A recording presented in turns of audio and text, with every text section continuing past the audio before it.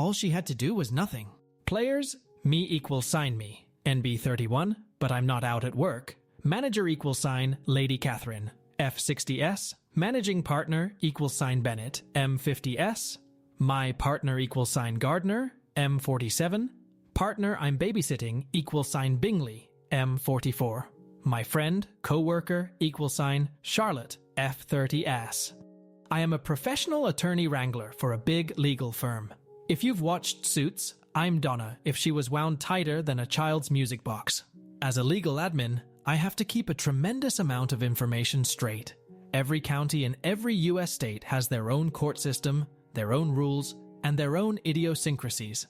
I have 5 attorneys on my team. Despite the TV shows, it's pretty unusual for a lawyer to have a special secretary, all their own unless they are very important. So 5 is a solid number. Because of the nameless death that took over the world last year, a secretary that left in January 2020 has not been replaced yet, and I've been babysitting one of the partners, Bingley, in the meantime. It's been a fun learning opportunity, as Bingley works for an entirely different region and type of law than the rest of my team. Also, he has a case where a truck exploded, was empty, which is awesome. Story my manager, Lady Catherine, is the worst. You know the type. She plays favorites. Her best loved word is, no, she must be involved in every conversation because she is just that important and necessary.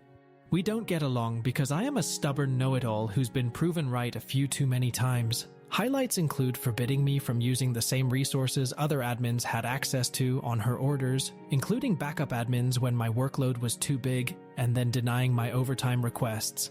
I literally had no way to do my job some days. It's worth noting that the reason Bingley's secretary left was specifically because of Lady Catherine.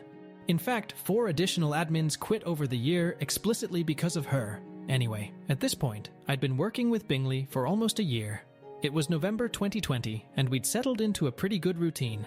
I'd gotten used to filing pleadings in a different state, and no longer needed to double-check all my work for nuance. Because law still operates in the Stone Ages, a few US states still require hard copy filing. Anything we want the judge to read has to be sent by actual mail, on actual paper, to arrive in the judge's actual hands. It's a pain. Most states let you file electronically, but whatever. Bingley mostly only has cases in one of the hard copy states. Lady Catherine, in her excessive wisdom, butted in uninvited and instructed me to include a cover letter when mailing a new filing. This confused me, as I had been filing for almost a year and no one, including the admin who originally trained me, had mentioned a cover letter. I told her this, and she basically told me to suck it up. I called the court admin to make sure I wasn't crazy and that I hadn't ruined a year's worth of filings, and the court admin literally laughed and said to please not include a cover letter ever. So I didn't. Imagine my surprise when Lady Catherine called me, writing me up for insubordination. Even knowing the court rules and the judge and the court admin explicitly said to not send a damn letter. She was right, because she is always right and I am, and I quote, a disrespectful little shit, and she was tired of me. A warning went into my employee file, pending disciplinary measures. The next day, she emailed my team telling them to reduce my score on my yearly review, as she knew I had been rated too highly for what my abilities really are. It felt to me like she was preparing to fire me by creating a history of poor performance. Well, if you're so tired of me, Madam Manager, I can leave. Within a week of looking, I found a new position. Now, here's the issue. I fucking love my team. This is the best work team I've ever been on. We take each other seriously and we genuinely love each other. A lot of times admins get pushed around because we don't have fancy degrees, but not here. Calling in to quit, I cried. I cried a lot. I cried to the point that one of the partners, Bennett, asked if I wanted a counteroffer.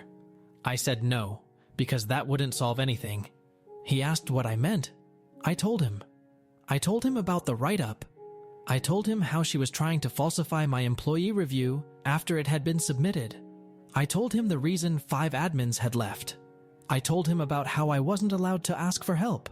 At this point, I had given myself hiccups from weeping, and one of the partners on my team, Gardner, was calling him asking if he and his workload were the reasons I was leaving. So Bennett let me go do other things like day drink and create a shrine out of legal forms. I thought it was the end of it, until a friend in another office, Charlotte, called me asking WTF I was doing. She doesn't have time to train someone into being the new me, and I was the only admin she actually trusts in my office. So why was I leaving her all alone? I told her, and she told Gardner, and together they plotted. First, Charlotte is the manager in her office, so she is on equal footing with Lady Catherine. They also report to the same person.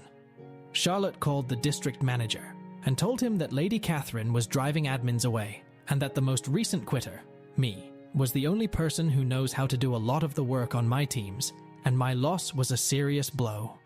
Apparently this is true, which is both heartwarming and terrifying. Meanwhile, Gardner called up a fellow partner and told her that his world would collapse in on itself if I left. He would go to the nearest bridge and jump off it, which would be pretty impressive in a landlocked state. They had to do something. I got a call the next day from Bennett saying they had a counteroffer they were really hoping I'd take. Basically, instead of Lady Catherine, I would report directly to Gardner. Lady Catherine would be forbidden from interfering with me without first asking Gardner for his permission. This solved the issue, and I got to stay with my team, so I happily accepted. I thought the debacle was over. The debacle was not over. Unbeknownst to me, after looking at the evidence, exit interviews, emails, memos, Bennett put Lady Catherine on a performance improvement plan, and she did not get an end-of-year bonus or raise. Turns out I had been absolutely correct.